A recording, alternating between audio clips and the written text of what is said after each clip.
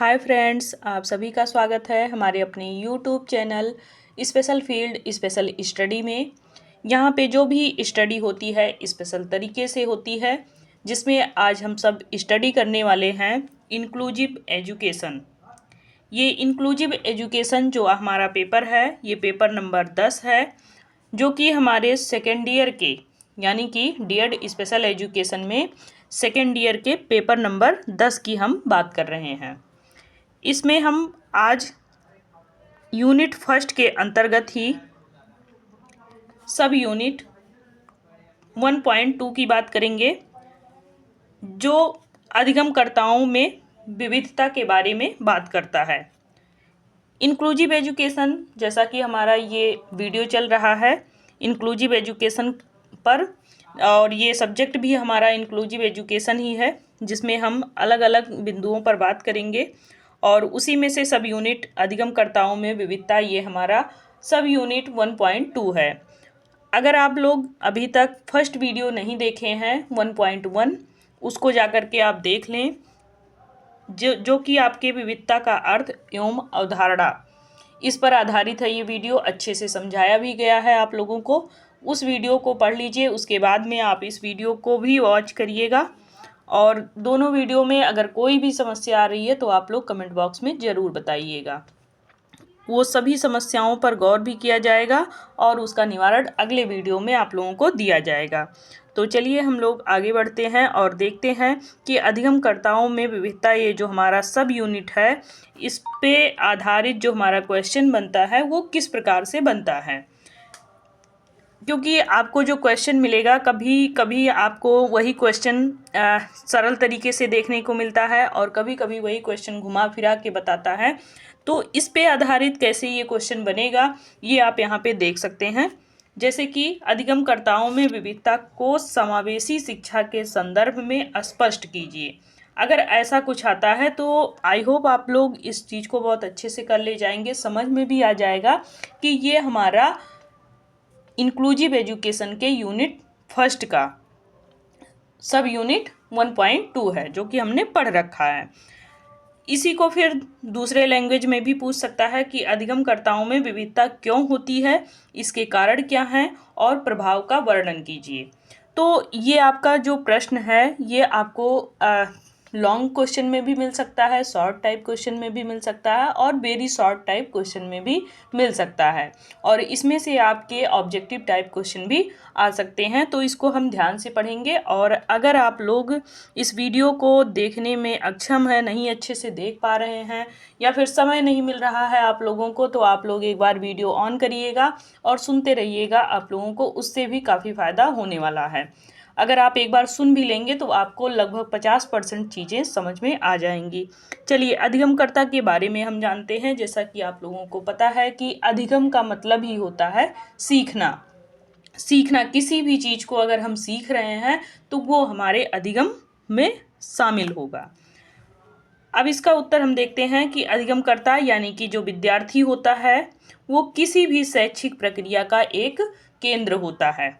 प्रत्येक विद्यार्थी के व्यक्तित्व, क्षमता, अनुभव, रुचियां और सीखने के तरीके जो होते हैं, वे अलग अलग तरीके होते हैं।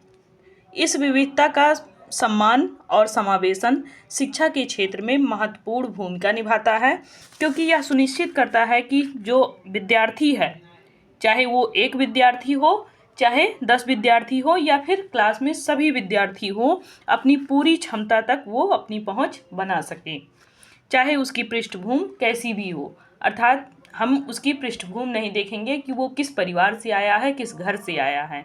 बच्चे के सीखने की क्षमता पर हम ध्यान देंगे। बच्चा अगर अच्छे से सीख रहा है तो फिर हम हर बच्चे पर ध्यान देते हुए सभी बच्चों को सिखाएंगे। जिस भी बच्चे को सीखने में ज़रा सी भी प्रॉब्लम होगी तो उस बच्चे के उस प्रॉब्लम को हम सॉल्व करते हुए उसे सीखना फिर से सिखाएंगे। यानी कि 2 बार में हम सिखाते हैं किसी चीज़ को, अगर नहीं समझ में आता तो 3 बार में सिखाते हैं, लेकिन उस बच्चे की क्षमता के अनुसार हम वहाँ पर ध्यान देते हुए बच्चे को सिखाएंगे। आज के समय में जहाँ समाज और शिक्षा में दोनों में परिवर्तन हो रहे हैं, अधिगमकर्ताओं में विविधता को समझना और इसे समावेशी शिक्षा के संदर्भ में लागू करना बेहद ज़रूरी हो गया है। क्योंकि आप जान रहे हैं कि जहाँ पर हमारे दिव्यांग बच्चे हों या फिर हमारे सामान्य बच्चे हों, दोनों बच्चों को जब एक साथ में बिठाया जाता है और शिक्षा दी जाती है तो वहाँ पर आप लोग देखते हैं कि जो सामान्य बच्चे होते हैं, जो जिनका इंटेलेक्चुअल जो प्रॉब्लम होता है अगर, तो फिर वो बच्चे अच्छे से नहीं सीख पाते हैं। लेकिन अगर वो इंटेलेक्चुअल में काफ़ी ज़्यादा सुदृढ़ हैं तो फिर उनको हम अच्छे से सिखा ले जाते हैं। कभी कभी सामान्य बच्चों में भी सीखने में थोड़ी सी समस्या जब आती है तो उस चीज़ को हम सॉल्व करते हुए आगे बढ़ते हैं, और दिव्यांग के साथ साथ हम सामान्य बच्चों को भी यहाँ पे ध्यान में रखते हैं। और सामान्य बच्चे अगर हमारे जल्दी सीख रहे हैं तो हम ऐसा नहीं करेंगे कि उनको ही लेकर के आगे बढ़ेंगे, बल्कि हम दिव्यांग बच्चे को भी बराबर सिखाते हैं। एक बार में नहीं सीखेगा तो 2 बार में सीखेगा, 2 बार में नहीं 3 बार में सीखेगा। जितनी बार में वो सीख सकता हो उतनी बार आपको प्रयास करके उस बच्चे को सिखाना होता है। और ये चीज़ें ज़रूरी हैं कि वो बच्चा विविधता को समझते हुए अपना वहाँ पे पूरी क्षमता लगाते हुए सीख सके। अब हम बात करेंगे अधिगमकर्ताओं में विविधता का अर्थ क्या होता है, इसके बारे में जानेंगे। तो जो भी अधिगमकर्ता होता है, अर्थात आपका जो क्लास में विद्यार्थी होगा, उसमें विविधता का मतलब केवल उनकी शैक्षिक आवश्यकताओं या क्षमताओं में भिन्नता से नहीं होता है, बल्कि यह कई पहलुओं को प्रकट करता है। जैसे कि एक बच्चे में आपको विविध शैक्षिक आवश्यकताएं देखने को मिलेगा। कोई भी बच्चा अगर डिसेबिलिटी से ग्रसित है तो उसकी कुछ ना कुछ आवश्यकता होगी। उन आवश्यकताओं को जब आप पूरा करेंगे तभी वो बच्चा किसी चीज़ को सीखने में सक्षम हो पाएगा। प्रत्येक विद्यार्थी का शैक्षिक स्तर और उसकी सीखने की जो गति होगी वो अलग अलग होगी। कुछ विद्यार्थी जल्दी सीखते हैं, जबकि कुछ जो होते हैं वो अतिरिक्त से उनको सहायता देना होता है, तब जा कर के वो सीख पाते हैं। कुछ जो विद्यार्थी होते हैं वो शारीरिक रूप से दिव्यांग होते हैं, कुछ मानसिक रूप से दिव्यांग होते हैं, जिन्हें विशेष शिक्षण विद्यार्थियों की आवश्यकता होती है। यानी कि उन विद्यार्थियों को विशेष शिक्षण दिया जाता है, अलग से उन पे कार्य किया जाता है, तब उन बच्चों को हम सिखा पाएंगे। ऐसा नहीं है कि आप सामान्य बच्चों को सिखा दीजिए और दिव्यांग बच्चे को उसी क्लास में छोड़ दीजिए। तो आपको दोनों पर ध्यान देना पड़ेगा और दोनों को एक साथ सिखाना होगा। नेक्स्ट हम बात करेंगे कि सांस्कृतिक और सामाजिक विविधता भी आपको यहाँ पर अधिगमकर्ताओं में देखने को मिलेगा। उन विद्यार्थियों में आप सामाजिक और सांस्कृतिक जो पृष्ठभूमि होगी उनकी, या फिर सीखने की जो प्रक्रिया होगी, उन पर कहीं ना कहीं आपको प्रभाव देखने को भी मिलेगा। एक विद्यार्थी किसी विशिष्ट समाज से आया हो या संस्कृति से आया हो, और दूसरा विभिन्न जाति से हो या भाषा से संबंधित हो, ये सभी चीज़ें यहाँ पे आपके मुमकिन हैं, क्योंकि आपका जो क्लास है उसमें आपके जो बच्चे आ रहे हैं वो अलग अलग पृष्ठभूमि से आ रहे हैं, अलग अलग संस्कृति से आते हैं, अलग अलग भाषाओं से वो बोलने वाले होते हैं या अलग अलग जाति के होते हैं। तो इन सभी को आपको वहाँ पे फेस करना होगा और सभी को पार करते हुए आपको उन बच्चों को सिखाना ज़रूरी होगा, क्योंकि उनकी क्षमता को ही आपको विकसित करना है, जिन बच्चों में सामान्य बच्चों की तरह सीखने की क्षमता नहीं होती है। यह विविधता भी शिक्षण विधियों को प्रभावित करती है, क्योंकि प्रत्येक विद्यार्थी की प्राथमिकताएं और दृष्टिकोण जो होते हैं वो भिन्न होते हैं। अगला हमारा जो पॉइंट है वो है भाषाई विविधता। भाषाई विविधता कैसे हो सकती है, अगर हम इसको अपने ही शब्दों में जानें तो आप लोग जानते हैं अलग अलग जो परिवेश से आते हैं या अलग अलग क्षेत्र से जो बच्चे आते हैं उनकी अपनी एक मातृभाषा होती है और वो अपनी मातृभाषा में ही सीखना पसंद भी करते हैं। अगर आप उन बच्चों को अलग भाषा प्रयोग करके सिखा रहे हैं तो शायद उन बच्चों को सीखने में कहीं ना कहीं प्रॉब्लम होगी। तो भाषा की विविधता का मतलब ये होता है कि कुछ विद्यार्थी जो होते हैं वो अपनी मातृभाषा से भिन्न भाषा में अध्ययन कर रहे होते हैं। एक विद्यार्थी हिंदी माध्यम से पढ़ाई करता है, जबकि दूसरा जो होता है वो अंग्रेजी माध्यम या फिर अन्य भाषा में वो पढ़ाई कर रहा होता है। तो यह भिन्नता भी सीखने के तरीके की ओर सामग्री की समझ को प्रभावित करती है। एक तरीके से आप देखेंगे कि जब अलग अलग भाषा से बच्चे आएंगे तो फिर आपको उनकी भाषाओं को भी ध्यान में रखना पड़ेगा। अगर वो अपनी मातृभाषा में सीखना चाह रहे हैं तो आपको उनके मातृभाषा में ही सिखाना भी पड़ेगा। नेक्स्ट आपका है ज्ञान और अनुभव की विविधता। ये भी आपके अधिगमकर्ता यानी कि उस विद्यार्थियों में देखने को मिलेगा। प्रत्येक जो विद्यार्थी का पिछला ज्ञान या फिर जीवन अनुभव होता है वो अलग अलग होता है। कुछ विद्यार्थी जो होते हैं वो पहले से ही किसी विशिष्ट विषय में रुचि रखते हैं, जबकि कुछ अन्य जो विद्यार्थी होते हैं वो उस विषय को समझने में कठिनाई महसूस करते हैं। यह विविधता शिक्षा के दृष्टिकोण से महत्वपूर्ण भी होता है, क्योंकि प्रत्येक विद्यार्थी की नींव पर आधारित शिक्षा प्रदान की जाती है। जैसे आप लोगों के भी जो सब्जेक्ट होंगे वो अलग अलग होते हैं, और आपको उन सभी सब्जेक्टों में कोई एक ऐसा सब्जेक्ट होगा जो आपका प्रिय होगा और आपको उसके बारे में काफ़ी कुछ ज्ञान भी होगा। तो आपको ये चीज़ें भी ध्यान में रखनी है कि प्रत्येक विद्यार्थी की अपनी एक रुचि होती है, अपना एक सब्जेक्ट होता है। उनको समझाने में आपको अपनी पूरी क्षमता लगाना है, और उन बच्चों की क्षमता के अनुसार वो सारी चीज़ें जो उन्हें नहीं समझ में आ रही है वो समझने में भी सहायता करनी है। साथ ही कुछ विद्यार्थियों के जो उनके रुचिकर सब्जेक्ट होंगे उसमें तो वो बहुत अच्छे से सीख जाएंगे, लेकिन अन्य जो सब्जेक्ट होगा उस पर आपको कार्य करना होगा। अगला हमारा टॉपिक जो है वो है कि शारीरिक और मानसिक स्वास्थ्य की विविधता भी देखने को मिलता है। जो कुछ विद्यार्थी होते हैं उनमें मानसिक या फिर शारीरिक समस्याओं से वो प्रभावित हो सकते हैं। जैसे ADHD के बच्चे आपको मिल सकते हैं, डिसलेक्सिया या फिर शारीरिक दिव्यांगता। ADHD का मतलब ये होता है कि इसमें बच्चे का जो ध्यान होता है वो एक जगह नहीं टिका होता है। बच्चे हाइपर एक्टिव होते हैं थोड़ा सा, वो मतलब क्लास में बहुत ज़्यादा डिस्टरबेंस फैलाते हैं, तो उनको सिखाने में बहुत ही ज़्यादा समस्याओं का सामना आपको करना पड़ता है। तो ADHD वाले बच्चों को थोड़ा सिखाना कठिन भी होता है, लेकिन आपको यहाँ पे सिखाने की ज़रूरत भी होती है इन लोगों को, क्योंकि ये जो बच्चे होते हैं ये ध्यान केंद्रित एक जगह नहीं कर पाते हैं। ध्यान केंद्रित करने के लिए आपको अलग अलग एक्टिविटी करनी होगी। डिसलेक्सिया का मतलब होता है कि कुछ बच्चे पढ़ने से संबंधित उनमें समस्याएं होती है, तो उन बच्चों पर भी आपको ज़्यादा ध्यान देना होता है। कुछ शारीरिक दिव्यांगता, जैसे कि वो लोकोमोटर डिसेबिलिटी के हों या फिर उन्हें मस्कुलर डिस्ट्रॉफी हो, बहुत दिव्यांगता हो, तो ऐसे भी बच्चे आपको मिलेंगे। तो उन बच्चों को भी सिखाना थोड़ा सा कठिन होता है, लेकिन आपको उनकी क्षमता के अनुसार उनको सिखाना होगा।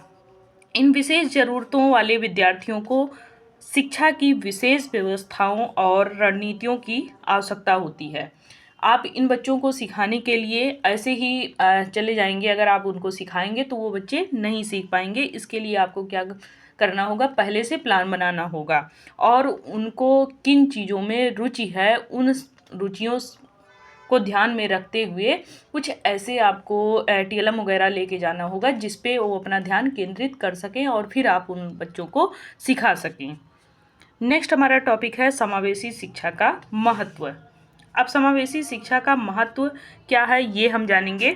तो समावेशी शिक्षा का मतलब ये होता है कि सभी विद्यार्थियों को, चाहे उनकी पृष्ठभूमि हो, क्षमता हो या फिर शारीरिक स्थिति हो, कुछ भी हो, एक समान उनको गुणवत्ता वाली शिक्षा प्राप्त हो, यानी कि उनमें किसी भी प्रकार का कोई भेदभाव ना हो। यह दृष्टिकोण शिक्षा को सभी के लिए सुलभ और उपयुक्त बनाता है, जिससे सभी विद्यार्थियों को अपनी पूरी क्षमता तक पहुंचने का अवसर मिले, यानी कि उनमें जो कुछ भी बची हुई क्षमता हो उन क्षमताओं तक उनकी भी पहुंच बन सके और उन क्षमताओं के अनुसार ही वो बच्चे सीख सकें। समावेशी शिक्षा का मतलब ये होता है। नेक्स्ट हमारा टॉपिक होगा कि समावेशी शिक्षा के मुख्य तत्व कौन से हैं।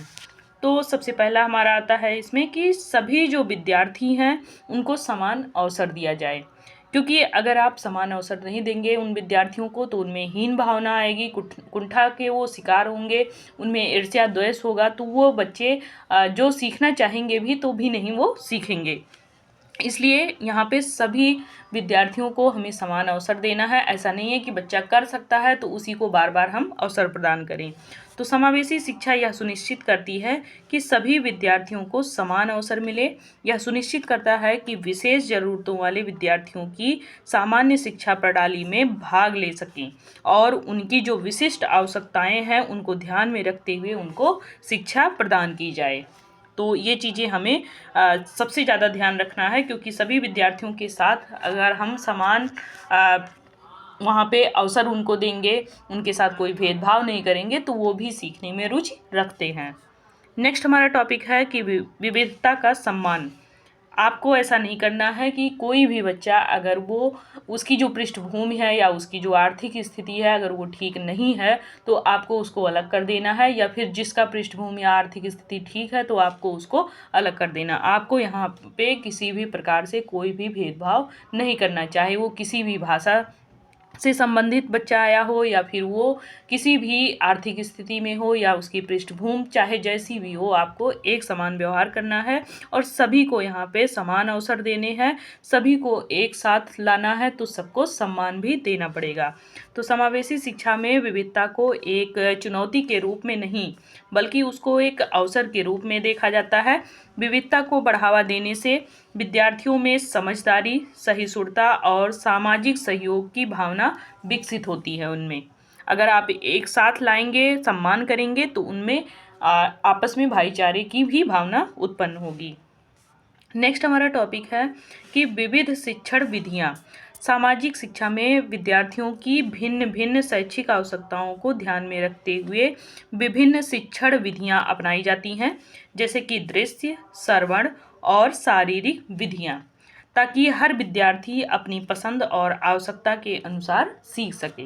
यानी कि जब हम उनकी रुचियों को ध्यान में रखेंगे, उनकी रुचि के अनुसार उनको शिक्षा देंगे, तभी वो विद्यार्थी सीखने में कहीं ना कहीं अपनी भी क्षमता विकसित करेंगे, जो उनकी बची हुई क्षमता होगी वो विकसित होगी। अगला हमारा जो इसमें टॉपिक है वो है कि अधिगमकर्ताओं में विविधता और समावेशी शिक्षा का संबंध क्या है। तो हम अधिगमकर्ता और विविधता और समावेशी शिक्षा, ये 3 टॉपिक है हमारा, इसको हम यहाँ पे समझेंगे। तो अधिगमकर्ताओं में जो विविधता है और समावेशी शिक्षा है वो एक दूसरे के पूरक होते हैं। जहाँ विविधता होती है विद्यार्थियों में, उनमें विभिन्न गुण, क्षमताएं या पृष्ठभूमियाँ या फिर अनुभव को दर्शाती हैं वो, और वही समावेशी शिक्षा इन सभी पहलुओं को समान अवसर देती है और उसको सम्मान देती है और साथ ही उनको समान अधिकार भी देती है, ताकि वे बच्चे एक साथ शिक्षा ग्रहण कर सकें। नेक्स्ट है हमारा इसी में टॉपिक कि विविधता को पहचानना और उसे समावेशी तरीके से समायोजित करना। तो समावेशी शिक्षा का पहला कदम है कि विविधता को समझना। अगर आप विविधता को नहीं समझ रहे हैं तो फिर आप बच्चे के साथ में एक भेदभाव कर रहे होंगे। शिक्षक को यह समझने की आवश्यकता होती है कि प्रत्येक विद्यार्थी के पास क्या आवश्यकताएं हैं और उसे किस प्रकार की मदद की आवश्यकता हो सकती है। इसके लिए शिक्षक को विद्यार्थियों के बारे में विस्तृत जानकारी प्राप्त करनी होती है। जब भी बच्चा एडमिशन के लिए आए, आप उसके पृष्ठभूमि से लेकर के उसकी क्षमता क्या है और विद्यार्थी की रुचि क्या है, उसकी आवश्यकता क्या है, ये सारी चीज़ें अगर डिटेल आप वहीं पे ले लेते हैं तो फिर बच्चे के साथ में आपको आगे चल कर के कोई परेशानी नहीं होगी। वो बच्चा अच्छे से शिक्षा ग्रहण कर पाएगा, जिससे वह उनके लिए उपयुक्त और शैक्षिक योजनाएं भी बना सकें। जब आप ये सारी जानकारी ले लेंगे तो फिर आप उस बच्चे के लिए आगे प्लान कर पाएंगे। नेक्स्ट आपका टॉपिक है कि विविधताओं के आधार पर शिक्षण विधियों का चयन करना।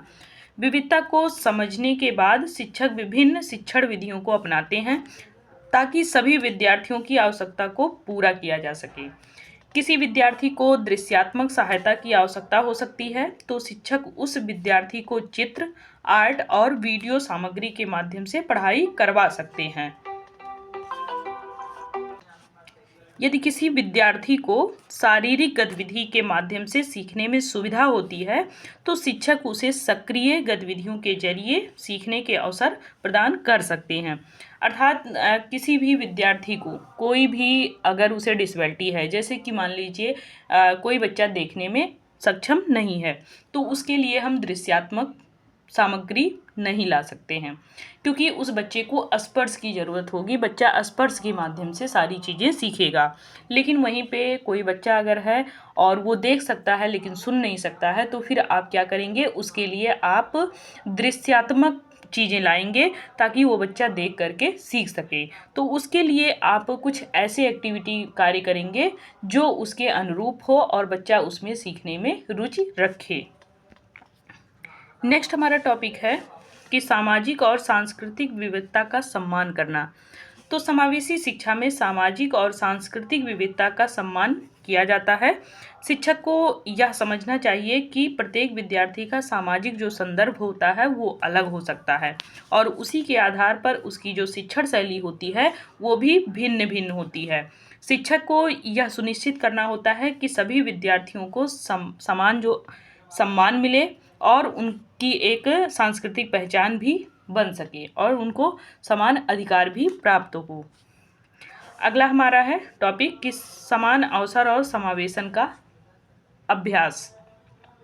समावेशी शिक्षा का एक महत्वपूर्ण पहलू यह भी है कि हर विद्यार्थी को समान अवसर प्रदान करने का प्रयास किया जाए। विशेष ज़रूरतों वाले जो विद्यार्थी हैं उनको शिक्षा के मुख्य धारा में लाने के लिए उनके लिए उपयुक्त सहारा और संसाधन प्रदान किए जाएं। इस प्रक्रिया में शारीरिक और मानसिक जो दिव्यांग वाले विद्यार्थी होंगे उनके लिए विशेष कक्षा या फिर सहायक उपकरण या फिर प्रशिक्षित विशेषज्ञों का सहयोग लिया जा सकता है। अगला टॉपिक है हमारा कि सकारात्मक दृष्टिकोण और मानसिकता का विकास। समावेशी शिक्षा में न केवल शैक्षिक पद्धतियां बल्कि मानसिकता और दृष्टिकोण भी महत्वपूर्ण होते हैं। समावेशी शिक्षा का उद्देश्य यह है कि विद्यार्थी एक दूसरे की विविधताओं को स्वीकारें और एक दूसरे से सीखें। इससे विद्यार्थियों में आपसी सम्मान, सहयोग और समझदारी का यहाँ पे विकास होता है। यह प्रक्रिया न केवल शिक्षा के क्षेत्र में बल्कि समाज के विभिन्न जो पहलू होते हैं उन सभी में सकारात्मक परिवर्तन ला सकती है। नेक्स्ट टॉपिक हम देखेंगे कि अधिगमकर्ताओं में विविधता के कारण क्या हो सकते हैं। तो जो भी हमारा विद्यार्थी है उसके सीखने में विभिन्न प्रकार के आपको कारण देखने को मिलेंगे, जैसे कि जैविक और शारीरिक कारण। अब जैविक और शारीरिक कारण क्या होता है? जैविक यहाँ पे जो कारण होगा उसमें ये शामिल होगा कि मस्तिष्क की जो संरचना होगी या जीन होगा, उसका जीन्स जो जिसको बोलते हैं शारीरिक स्वास्थ्य जो होगा, अधिगम क्षमता पर महत्वपूर्ण वो प्रभाव डाल सकता है। विभिन्न व्यक्तियों के मस्तिष्क में न्यूरोलॉजिकल संरचना में भी भिन्नताएं होती हैं जो उनके अधिगम क्षमता को ये प्रभावित करती हैं। एक व्यक्ति जो कि न्यूरो डेवलपमेंट डिसऑर्डर से ग्रसित होता है उसकी जो अधिगम प्रक्रिया होती है वो अन्य विद्यार्थियों से भिन्न होती है। नेक्स्ट हमारा टॉपिक है कि सामाजिक और भावात्मक कारण। ये भी आपको देखने को मिलेगा कि हर व्यक्ति की जो मानसिक स्थिति होती है या फिर उसकी जो भावात्मक स्थिति होती है वो दोनों अलग अलग होती है, जो कि उस बच्चे के सीखने पर कहीं ना कहीं प्रभाव डालती है। किसी विद्यार्थी का आत्मविश्वास, प्रेरणा या फिर उसकी मानसिक जो स्थिति होती है उसके अधिगम की गति और प्रभावशीलता पर भी गहरा असर डालती है, क्योंकि बच्चा अगर सीखने में तेज नहीं होगा तो भी कहीं ना कहीं वो आपके अधिगम अक्षमता के अंतर्गत आएगा। लर्निंग डिसेबिलिटी वाली प्रॉब्लम उसमें दिखेगी। एक बच्चा जो मानसिक तनाव या चिंता से ग्रस्त होता है उसकी अधिगम क्षमता जो होती है वो कम होती है। नेक्स्ट हमारा जो टॉपिक है वो सामाजिक और सांस्कृतिक कारण है। सामाजिक और सांस्कृतिक जो कारण होता है वो अधिगम पर असर डालता है, क्योंकि इसमें जो विभिन्न सांस्कृतिक मान्यताएं होती हैं या जो पारिवारिक मूल्य होता है, सामाजिक अपेक्षाएं होती हैं, भौगोलिक स्थितियां होती हैं, ये विद्यार्थियों की सोच और अधिगम की प्रक्रिया को प्रभावित करती हैं। एक जो विद्यार्थी होता है जो परिवार में पुस्तक प्रेमी या वातावरण में पला बढ़ा होता है वो अन्य विद्यार्थियों की तुलना में अधिक पढ़ाई में रुचि लेता है और उसकी जो समझदारी होती है वो भी यहाँ पे देखने को मिलती है। नेक्स्ट हमारा टॉपिक है इसमें शैक्षिक पृष्ठभूमि और अनुभव। तो शैक्षिक पृष्ठभूमि और अनुभव क्या कहता है कि हर विद्यार्थी का जो शैक्षिक पृष्ठभूमि और अनुभव होता है वो अलग अलग होता है, क्योंकि किसी भी विद्यार्थी का जो प्रारंभिक शिक्षा अनुभव होता है वो अधिक प्रगति करने वाला हो सकता है, जबकि दूसरे जो विद्यार्थी होते हैं उनको शिक्षा की उचित सुविधा और वातावरण अगर नहीं मिल रहा है तो उनका जो शिक्षा का स्तर होता है वो अक्सर आप देखेंगे कि जो वो विद्यार्थी था जो कि अच्छे वातावरण में था उससे कम होगा। शिक्षकों की गुणवत्ता और स्कूल के संसाधन भी अधिगम में विविधता का कारण बन सकते हैं। अगला टॉपिक है हमारा कि व्यक्तिगत रुचियां और प्राथमिकताएं। व्यक्तिगत जो रुचि होती है या प्राथमिकता होती है उसमें अधिगमकर्ता के लिए एक महत्वपूर्ण इसमें कारण होता है। किसी विद्यार्थी को गणित, विज्ञान, कला या साहित्य में रुचि हो सकती है, जबकि दूसरे को खेलकूद या संगीत में अधिक रुचि हो सकती है। इन विद्यार्थियों के आधार पर उनकी अधिगम शैली और गति में भिन्नताएं हो सकती हैं। जबकि विद्यार्थी किसी विषय में रुचि रखते हैं तो वे उसे जल्दी की ओर अधिक समझने की प्रवृत्ति रखते हैं। नेक्स्ट टॉपिक है हमारा सीखने की शैली। अब बच्चों के सीखने की शैली कैसी होनी चाहिए ये यहाँ पे बताया गया है कि हर एक जो व्यक्ति होता है वो अपनी विशेष शैली में सीखने की रुचि रखता है। कुछ विद्यार्थी होते हैं वो दृश्य रूप से सीखने की प्रक्रिया में होते हैं, जैसे कि श्रवण बाधित बच्चे। जो बच्चे हियरिंग इम्पेयरमेंट के होते हैं उन बच्चों को किससे सिखाया जाता है, जो वीडियो होता है, वीडियोग्राफी होता है या चित्र होता है या फिर कह लीजिए दृश्यात्मक जितने भी चीज़ होते हैं उन सभी के माध्यम से उन बच्चों को हम सिखाते हैं। कुछ विद्यार्थी ऐसे होते हैं जो शारीरिक रूप से अक्षम होते हैं, तो उन विद्यार्थियों को हम दोनों तरीके से सिखा सकते हैं, वीडियो भी दिखा करके और फिर उन बच्चों को चित्र भी दिखा करके उन बच्चों को हम सिखा सकते हैं। लेकिन वहीं पे अगर कोई विद्यार्थी है देखने में सक्षम नहीं है तो उस विद्यार्थी को हम स्पर्श के माध्यम से सिखाते हैं। नेक्स्ट हमारा यहाँ पे टॉपिक है कि संज्ञानात्मक क्षमताएं क्या हैं। तो विभिन्न विद्यार्थियों की संज्ञानात्मक क्षमताएं भी भिन्न भिन्न होती हैं।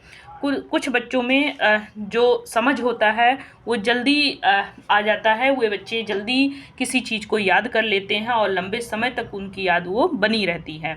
जबकि अन्य जो होते हैं वो अधिक समय लेते हैं और उनको अधिक प्रयास की आवश्यकता होती है। संज्ञानात्मक जो क्षमताएं होती हैं जैसे कि ध्यान केंद्रित करने की क्षमता या समस्या हल करने की क्षमता या फिर सोचने की जो गति होती है, उनमें भी आप देखेंगे कि हर एक जो विद्यार्थी है उनकी जो विविधता होती है वो अलग अलग होती है। अगला है हमारा भाषाई और संचार क्षमताएं।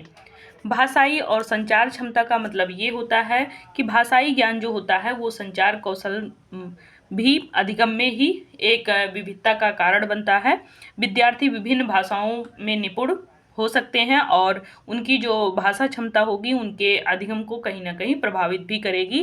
कुछ विद्यार्थी जो होते हैं वो बहुभाषी होते हैं, जबकि कुछ जो होते हैं वो एक ही भाषा में दक्ष होते हैं और एक ही भाषा में वो सीखना भी पसंद करते हैं।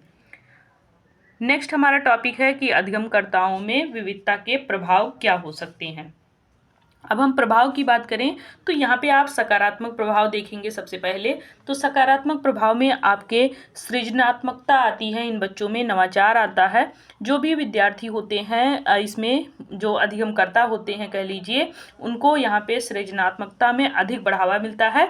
विभिन्न उनको विचार या दृष्टिकोण जो होते हैं वे एक दूसरे के साथ में साझा करते हैं और अधिक अपनी जो जानकारी है उसको भी सुदृढ़ करते हैं और अपनी विभिन्न जो पृष्ठभूमियाँ होती हैं जिनसे वो आए रहते हैं उनसे भी वो काफ़ी अनुभव लेकर के आए हुए होते हैं और नए विचारों के साथ में उस चीज़ को जोड़ करके आगे सीखने का प्रयास करते हैं। अगला टॉपिक है हमारा सामाजिक और सांस्कृतिक संवेदनशीलता। तो जो भी अधिगमकर्ता होते हैं उनकी जो सांस्कृतिक पृष्ठभूमि होती है वो अलग अलग होती है, उससे भी वो काफ़ी कुछ सीख करके आए हुए होते हैं। उनकी भाषाएं अलग अलग होती हैं, उन भाषाओं में वो काफ़ी कुछ सीख करके आते हैं और एक तरीके से उनकी खुली सोच होती है और उस सोच को वो आगे बढ़ाते हुए भी बहुत कुछ सीखते हैं। अगला है टॉपिक हमारा समस्या समाधान में विविध दृष्टिकोण। ये भी हमारे सकारात्मक दृष्टिकोण में आता है, जिसमें विविधता समस्या समाधान में अधिक दृष्टिकोण प्रदान करती है।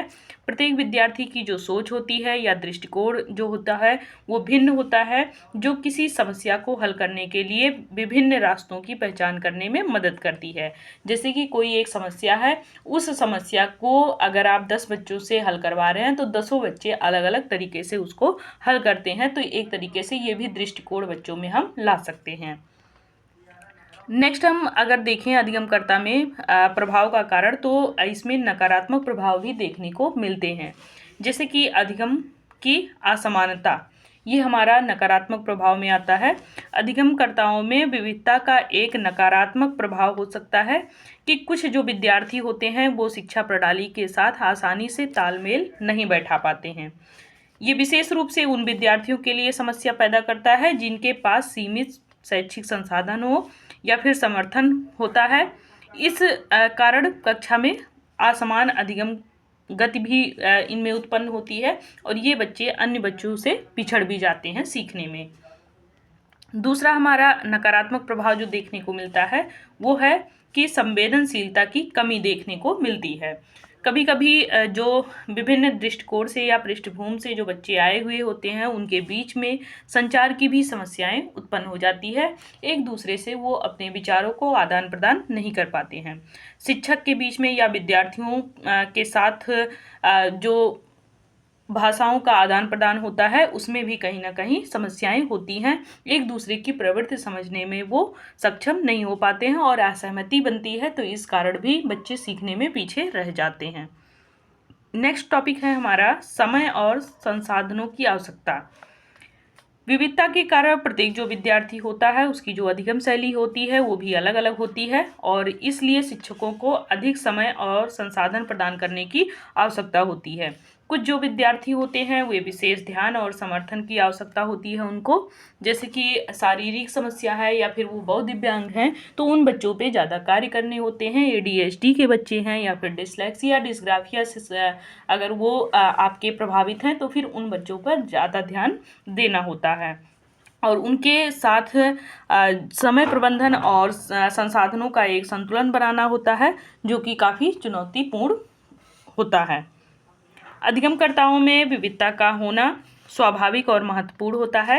यह विविधता शिक्षा के विभिन्न पहलुओं को प्रभावित करती है, जैसे कि सीखने की शैली, सामाजिक सांस्कृतिक प्रभाव, मानसिक स्थिति और जैविक विशेषताएं। विविधता को समझना और स्वीकार करना न केवल शिक्षकों के लिए आवश्यक होता है बल्कि जो हमारे अधिगमकर्ता या विद्यार्थी होते हैं उनके लिए भी ये एक तरीके से ये सकारात्मक अनुभव हो सकता है। तो आपने देखा जो अधिगमकर्ता हैं उसके सकारात्मक और नकारात्मक प्रभाव किस प्रकार से यहाँ पे आपके सामने डिस्क्राइब किया गया। साथ ही उनकी क्षमताओं के बारे में यहाँ पे बात की गई, किस प्रकार से इन विद्यार्थियों को हम इनमें विविधता कैसे कैसे आती है और किस प्रकार से इनको हम सिखा सकते हैं, ये सारी चीज़ हम लोग जाने।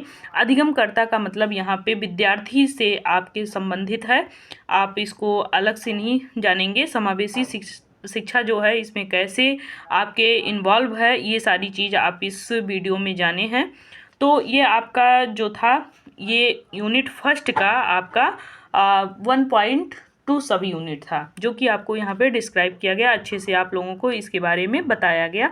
यदि आप लोगों को फिर भी कहीं कोई समस्याएं आ रही हैं, कहीं भी आपको लैंग्वेज प्रॉब्लम लग रही है या फिर कोई चीज़ समझ में नहीं आ रहा है, कोई यहाँ पे शब्द है जो नहीं समझ में आ रहा है, तो आप लोग ज़रूर कमेंट बॉक्स में लिखिएगा, आपको उसका नेक्स्ट वीडियो में ज़रूर बताया जाएगा। तो आप लोग अपनी पढ़ाई स्टार्ट कर दें, अब ज़्यादा समय नहीं है आप लोगों के पास में। यदि पढ़ाई अभी से स्टार्ट करेंगे तो आप अच्छा नंबर ला सकते हैं, क्योंकि आप सेकेंड ईयर के स्टूडेंट हैं तो आपको यहाँ पे ज़्यादा मेहनत करना होगा। तो इसी के साथ में हमारा ये वीडियो यहीं पे समाप्त होता है। तब तक के लिए बहुत बहुत धन्यवाद। लाइक करें, सब्सक्राइब करें और अपने अन्य साथियों को भी शेयर करें। धन्यवाद।